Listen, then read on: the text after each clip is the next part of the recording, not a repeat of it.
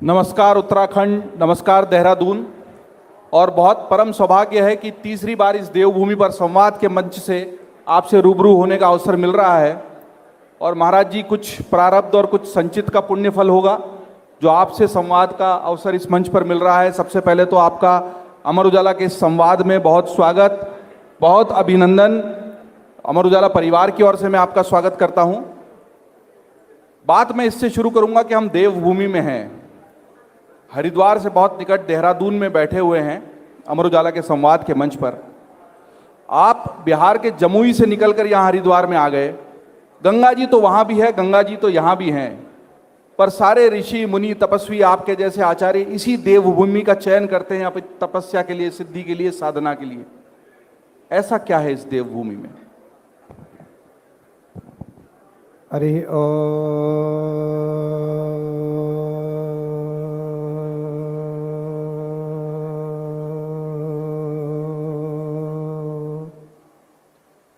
भद्रं कर्णेभिः शृणुयाम देवाः, भद्रं पश्येमाक्षभिर्यजत्राः, स्थिरैरङ्गैस्तुष्टुवागुं स्वस्ति नोभिर्व्यसेमहि देवहितं जदायुः। गङ्गातरङ्गरमणीयजटाकलापं गौरीनिरन्तरविभूषितवामभागं नारायणप्रियमनङ्ग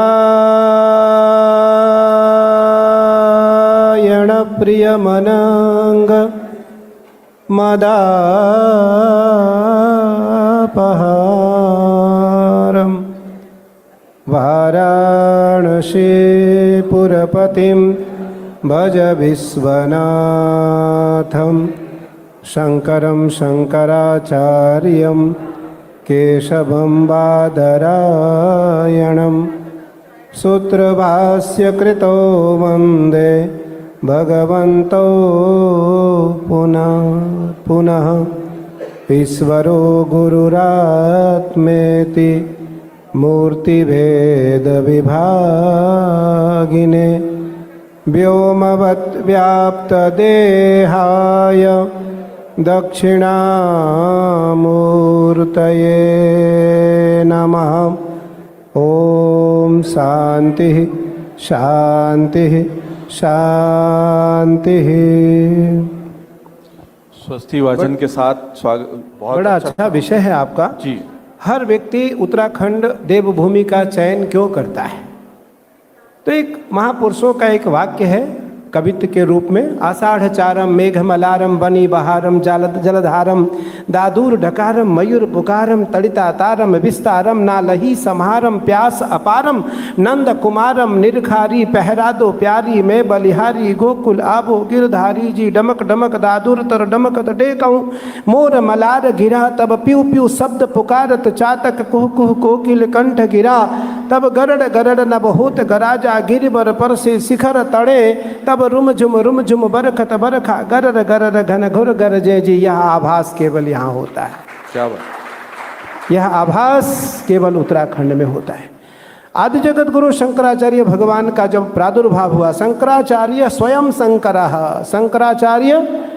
शंकर प्रादुर्भूतो महीतले, शंकराचार्य स्वयं शंकराचार्य के रूप में इस धरा पर अवतरित होकर के और 16 वर्ष की अवस्था में पूज्य शंकराचार्य जी ने दिग्विजय किया और अंतिम समाधि उत्तराखंड में आकर के लिया। मुझे लगता है उत्तराखंड का चयन सन्यासियों के लिए सर्वोपरि है। और यह देवम भूत्वा देवम यजेत, वेद का वाक्य है कि देवम भूत्वा देवम यजेत, देवताओं को जानने के लिए देवता बनना पड़ता है। तो इसलिए देवता जैसे रूप धारण करके व्यक्ति देवताओं का यजन करता है, तो जो उत्तराखंड में निवास करता है वो देवताओं से कम नहीं है। आप सारे निवासी भी देवताओं से कम नहीं है। और बहुत खूबसूरत उत्तर दिया महाराज जी ने। आपने कहा शंकराचार्य जी ने 16 वर्ष की उम्र में आकर भी इसी तपोभूमि का चयन किया, आपने भी अपने बाल्यकाल में ही इस गृहस्थ जीवन को, सांसारिक जीवन को, मोह माया से भरे जीवन को त्यागने का विचार करके अचानक इस तरफ रुख कर लिया। उस वक्त तो शायद इतनी समझ भी परिपक्व नहीं होती, ऐसा ध्यान अध्यात्म की तरफ झुकाव नहीं होता। वो कौन सा क्षण था महाराज, कौन सा पल था जब आपको लगा कि आपके जीवन की दिशा यही है? नहीं तो ऐसे कई बालक हैं अपना जीवन निकालते हैं और बाद में आकर शायद उनको धर्म अध्यात्म का महत्व समझ में आता है। आपको बहुत पूर्वावस्था में भान हुआ, वो कौन सा क्षण था जब आपके कदम इधर सनातन धर्म संस्कृति की ओर मुड़ गए? बहुत अच्छा। योग लगन ग्रहवार तिथि, योग लगन ग्रहवार तिथि सकल भय अनुकूल। योग लगन ग्रह वार और तिथि, योग लगन ग्रह वार तिथि सकल भय अनुकूल। चर अरु अचर हरस जुत राम जन्म सुख मूल। जब योग लगन ग्रह वार और तिथि 5 अनुकूल हुआ तो भगवान राम आए, भगवान राम आए। आज जो अमर उजाला संवाद है, ऐसी ही संवाद हमें लगता है हमारी माँ ने, हमारे पिता ने या मैं किसी साधु संत से हमारी हुई होगी, जिसके कारण मैं संन्यास मार्ग की ओर आया। नहीं तो आज संवाद उपनिषद का वाक्य है। उप कहते हैं परमात्मा को, उस परमात्मा को। निषद कहते हैं वाणी को, निषद कहते हैं वाणी को। तो उस परमात्मा के छाया में कौन ऐसा, तुलसी यह संसार में सबसे मिलिए धाय, तुलसी यह संसार में सबसे मिलिए धाय, ना जाने किस रूप में नारायण मिल जाए। भैया कोई अहम ब्रह्मास्मि, अहम ब्रह्मास्मि सन्यासी कहता है मैं श्रेष्ठ सन्यासी पद पर स्थापित हूँ, महादेव का उपासक हूँ, भगवती पराम्बा का चरणारविंद रज की प्रतीक्षा में रत रहता हूँ। मुझे लगता है कि हर सन्यासियों का एकमात्र उद्देश्य होता है ईश्वरत्व की प्राप्ति, उस परमात्मा को प्राप्त किया जाए। और वो परमात्मा कहाँ नहीं है, वह परमात्मा कहाँ नहीं है, तो वह परमात्मा भगवान कृष्ण कहते हैं स्वधर्मे निधनम श्रेयः परधर्मो भयावह। तुम अपने धर्म में, अपने कर्तव्य में निरत रहो, तुम्हें सिद्धि मिल जाएगी, मुझे प्राप्त कर लोगे। और भगवान कृष्ण कहते हैं कि कोई ऐसा प्राणी नहीं है, कोई ऐसा प्राणी नहीं है जिसमें मैं नहीं हूँ, जिसमें मैं विद्यमान नहीं हूँ, मैं नहीं हूँ, ऐसा कोई नहीं है। मेरा मानना है कि जिस दिन कोई सन्यासी बनता है, सन्यासियों का संपूर्ण कर्तव्य समाप्त हो जाते हैं, उसका अपना पिंडदान भी हो जाता है। कोई अपना नहीं होता, ना उसका कोई गोत्र होता, ना उसकी कोई जाति होती, ना उसकी कोई परंपरा होता, ना उसका कोई नीति नियम होता। एकमात्र उद्देश्य परमात्मा का आलिंगन और समाज का कल्याण, परमात्मा का आलिंगन और समाज का कल्याण। तो सन्यासी न्यासाणाम कर्मणः योगः संन्यासस्तु मयाच्युतः, संन्यासस्तु मयाच्युतः। संपूर्ण कर्तव्यों से च्युत होकर के, संपूर्ण कर्तव्यों से च्युत होकर के केवल परमात्मा को पाने का अभिलाषा रखने वाला ही श्रेष्ठ सन्यासी है। परमात्मा को पाने का अभिलाषी ही सन्यासी है। और स्वामी विवेकानंद ने भी कहा है कि मैं उस ईश्वर का उपासक हूँ, अज्ञानी लोग जिसे मनुष्य कहते हैं। स्वामी जी बहुत सुंदर सुबह से संवाद चल रहा है। और ऐसे ही डॉक्टर अभय बंग जी भी हमारे यहाँ पर हैं, जो अमेरिका से डॉक्टर की डिग्री लेकर आने के बाद भी गाँवों में, आदिवासी इलाकों में मनुष्य मात्र की, प्राणी मात्र की सेवा में लगे हैं। वो चिकित्सा क्षेत्र के, उस क्षेत्र के तपस्वी हैं। आप धर्म के तपस्वी, और अभी आपने धर्म की बात कही और आपने भगवान श्री कृष्ण की बात भी कही, जिसमें उन्होंने कहा भी है कि धार्यति इति धर्म, जिसको धारण करते हैं वो धर्म है। लेकिन इस दुनिया में सारे विवाद धर्म के नाम पर ही सबसे ज़्यादा है। मनुष्यता की सबसे ज़्यादा लड़ाई धर्म को लेकर है। ज़मीन जायदाद को लेकर भी उतनी लड़ाई, उतना संघर्ष दुनिया में नहीं है जितना धर्म को लेकर है। ऐसा क्यों? धर्म क्षेत्रे कुरुक्षेत्रे समवेतायुत्सवः मामकाः पांडवाश्चैव किम कुर्वत संजयः व्यूढां द्रुपदपुत्रेण तव शिष्येण धीमता अत्र शूरा महेश्वासा भीमा अर्जुन समायुधि युयुधानो विराटश्च द्रुपदश्च महारथः दृष्टकेतुश्चेकितान् काशीराजश्च वीर्यवान् पुरुजित कुंती भोजश्च सेव्यश्च नरपुंगवः युधामन्युश्च विक्रांत उत्तमोस्ताश्च वीर्यवान। भगवान कृष्ण अर्जुन को कहते हैं, हे अर्जुन युद्ध करो। भगवान कृष्ण कहते हैं युद्ध करो। अर्जुन ने कहा ये मेरे सब के सब सगे हैं, कोई मेरे मामा है, कोई काका है, कोई ताऊ है, कोई अंकल है, कोई मौसा है, कोई फूफा है, मैं किनसे युद्ध करूं? सब मेरे परिजन, सब मेरे परिजन हैं। और स्त्रिय दुष्टासु वार्ष्णेय, कितना सुंदर सवाल है आपका धर्म के लिए। धर्माचार्य होने के नाते निस्संदेह धर्म हित हेतु ही सवाल होना चाहिए। अभी उत्तराखंड के यशस्वी मुख्यमंत्री जी से आपने राजनीतिक सवाल किया होगा। हाँ, वो यहाँ थे मंच पर। राजनीतिक सवाल, आचार्य से राजनीतिक सवाल करना उचित नहीं है। तो धर्मोचित, धर्म की परंपरागत जो सवाल है उसको करना और उसका सही उत्तर देना ही संवाद है। उसका सही उत्तर देना ही संवाद है। और इस संवाद का निष्करण, इसका जो निष्कर्ष है वो क्या होगा? पथ प्रदर्शक, पथ प्रदर्शक। भगवान कृष्ण ने जब अर्जुन से कहा युद्ध करो, तो भगवान कृष्ण ने जब कहा युद्ध करो तो अर्जुन ने कहा मैं युद्ध किससे करूं, ये सब के सब अपने हैं। और स्त्रिय दुष्टासु वार्ष्णेय जायते वर्णशंकरः। हे भगवान, ये जब पुरुष मारे जाएंगे तो ये सब के सब राज स्त्रियां पर पुरुष को स्पर्श करेंगी और निस्संदेह पाप होगा, दुराचार होगा, ये गलत हो जाएगा। जिस व्यक्ति का, जिस बालक का जन्म होगा वो वर्णशंकर होगा। वर्णशंकर तिजायतः स्त्रिय दुष्टासु वार्ष्णेय जायते वर्णशंकरः। भगवान कृष्ण ने उस समय अर्जुन को कहा सर्वधर्मान परित्यज्य मामेकं शरणं व्रज अहम त्वा सर्व पापेभ्यो मोक्षयिष्यामि मा शुचः। हे अर्जुन, तुम विचार न करो, तुम न सोचो, कर्तव्यों को करते हुए मेरे शरण में आओ, मैं तुम्हें और तुम्हारे परिवार को मुक्त कर दूंगा। भगवान कृष्ण कहते हैं उस समय भी अर्जुन का मन शांत नहीं है, अर्जुन का मन अशांत है। तो भगवान कृष्ण कहते हैं गीता के 6वें अध्याय 11वां 12वां 13वां श्लोक, गीता में अर्जुन का प्रश्न है। अर्जुन ने पूछा कि चंचलमि मनः कृष्ण प्रमाथि बलवदृढ़ं तस्याहं निग्रहं मन्ये वायुरेव सदुष्करम। हे केशव, मेरा मन अत्यंत चंचल है, मन लगता नहीं, मन मेरा लगता नहीं, मन स्थिर होता नहीं, मैं क्या करूं? तब भगवान कृष्ण ने कहा अभ्यासे न तो कौन्तेय वैराग्य न च गृह्यते। केवल अभ्यास और वैराग्य से तुम्हारा मन तुम्हारे बस में हो सकता है। इसलिए अभ्यास और वैराग्य, वैराग्य अर्थात संतोष, अभ्यास अर्थात निरंतर प्रयास से परमात्मा को पाया जा सकता है, समाज का कल्याण भी किया जा सकता है और स्वजन का भी कल्याण किया जा सकता है, स्वयं का भी कल्याण किया जा सकता है। धर्म से स्वयं का कल्याण किया जा सकता है, फिर भी लोग लड़ते हैं। लेकिन मेरा अगला प्रश्न महाराज जी आपकी तपस्या से है। कलयुग है, इसमें भी सनातन की आप ध्वजा को उठाए हुए हैं, सनातन के संवाहक हैं, प्रचारक हैं, धर्म का कार्य कर रहे हैं।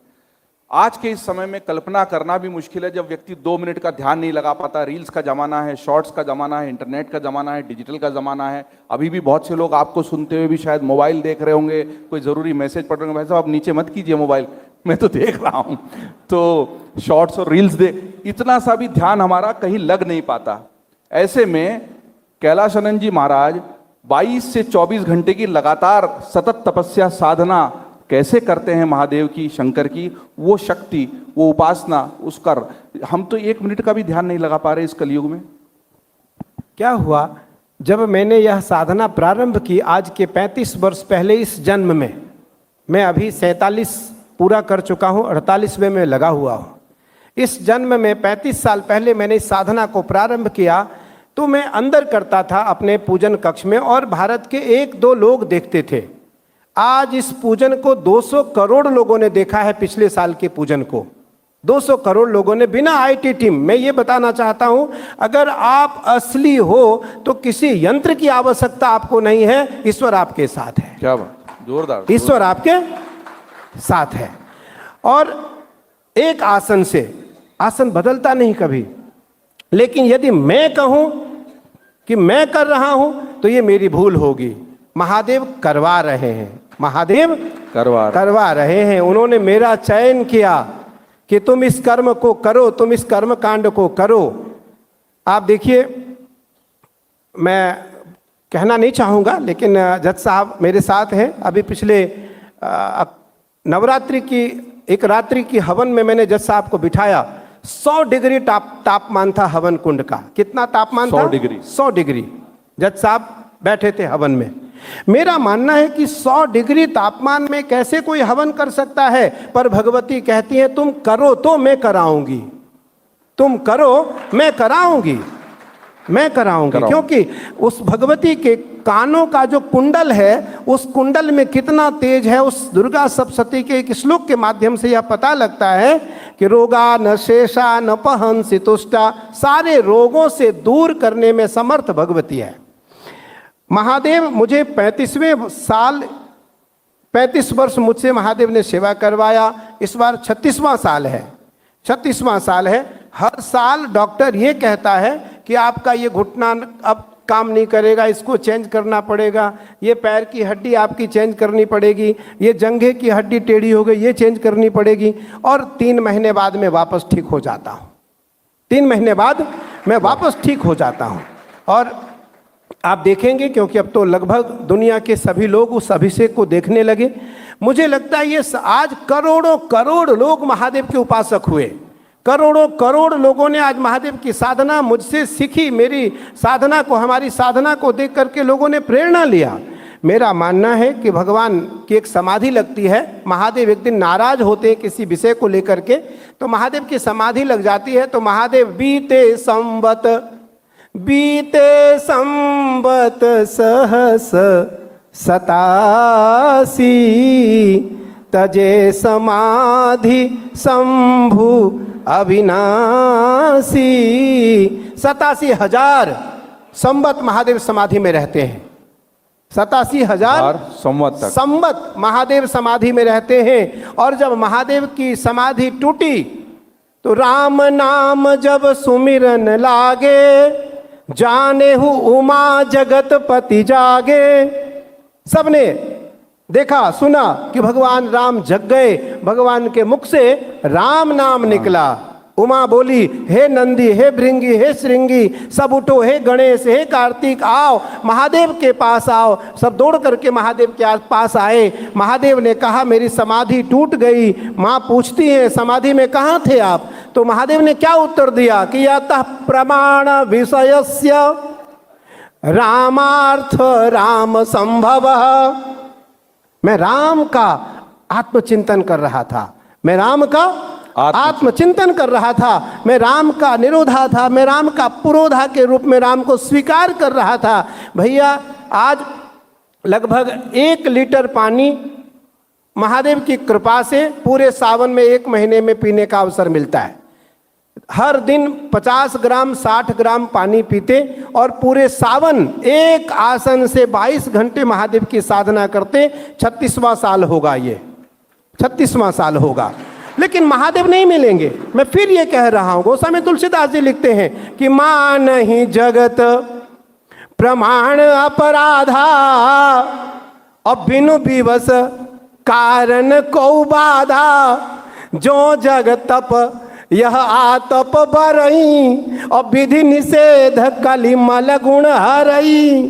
करई कृपा गुण राम अगाधा, अचितवत संत चरण अनुरागा। भैया जो नवधा भक्ति है, उस नवधा भक्ति में क्या आता है? प्रथम भगति संतन कर संगा। आज महादेव की कृपा से वह व्रत हो पा रहा है। और जब तक शरीर में प्राण या जान रहेगा तब तक वह साधना महादेव कराएंगे।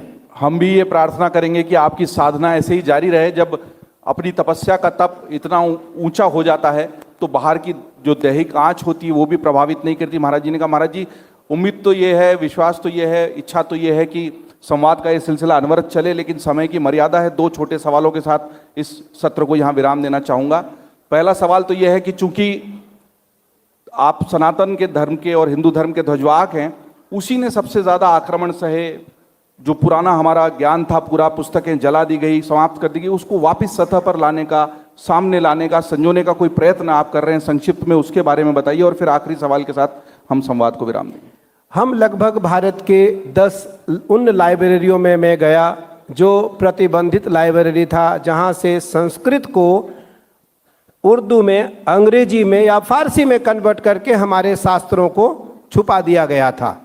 मैं उन लाइब्रेरियों में जा कर के हमने 1000 पुस्तकों को, लगभग 1000 साल पुराने पुस्तकों को हमने अपने साथ एकत्रित किया और उसको संचित किया, और उसके माध्यम से हम आज अनुष्ठान, यज्ञ अनुष्ठान, हवन पूजन कर पाते हैं। हमने उसको संस्कृत में, हमने उसको हिंदी में और हमने उसको अंग्रेजी में उसका अनुवाद कराया। आज वो हमारे पास 1000 पुस्तक, 1000 साल पुराने पुस्तक हमारे पास धर्म से जुड़े हुए हैं। मेरा मानना है कि पुस्तक धर्म की परंपरा में ग्रंथ बचेगा तो हमारी संस्कृति बचेगी, गंगा बचेगा तो हम बच पाएंगे। गंगा की, जैसे गंगा दर्शनात् मुक्ति, दरस परस मच्चन अरूपाना, हरई पाप कह वेद पुराण, 5 प्रकार से मुक्ति प्रदान करती है। क्योंकि ये संवाद सही कहा आपने, ये तो संवाद है, कभी समाप्त होने वाला नहीं है। लेकिन पुरुष बलि नहीं होते हैं, समय होत बलवान, भिलनी लूटन अर्जुन को, वही अर्जुन वही बाण। तो इसीलिए समय बलवान है और समय का इशारा है। मल्लिका जी भी मंच पर आ चुकी है, आपने संवाद के लिए समय दिया, आप हमारे बीच में आए। अमर उजाला परिवार के प्रति आपका स्नेह और आशीर्वाद बना रहे। एक छोटे सी इस बात के साथ, आप जितने अपने नगा सन्यासियों के, अपने अखाड़े के साधुओं तपस्वियों के करीब है, उतने ही राजनेताओं के भी करीब हैं, उतनी बड़ी बड़ी हस्तियों और सेलिब्रिटियों की, इसका क्या राज है महाराज? केवल महादेव का राज है। महादेव, उपासना महादेव। आज लगभग हमने 12,000 नागा बनाए इस कुंभ में, 12,000 हमने साधु बनाए नए, और दुनिया के सभी लोग छोटे बड़े हमारे शिविर में आए।